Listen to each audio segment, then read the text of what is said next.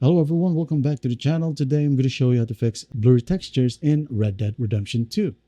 Alright, the first thing that you should do here is to open up the game and go to the graphics options. Alright, now once you're in here, make sure that your resolution is set to the default resolution, which your monitor can handle.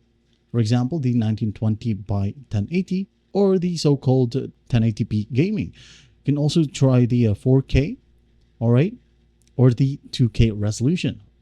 Once done, also make sure that your refresh rate is set to the max refresh rate that your monitor can handle. All right.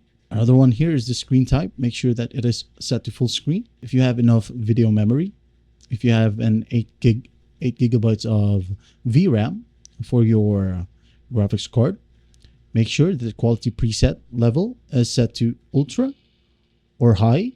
All right. Make sure that anisotropic filtering is set to x16 or times 16 and everything here. Special texture quality is set to ultra.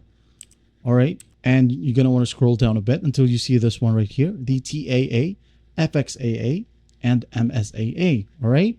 At first, you can try to set this one to medium. All right. But if your graphics card can handle, you can go ahead and set it to high and make sure that FXAA is turned on and the MSAA is set to X4 or times 4. All right. Then scroll down a bit once more and locate the TAA sharpening.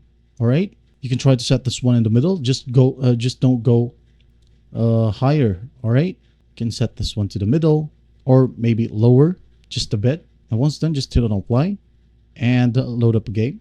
And the game's blur textures are gone. And I hope this video helps, and please don't forget to share this video to your friends.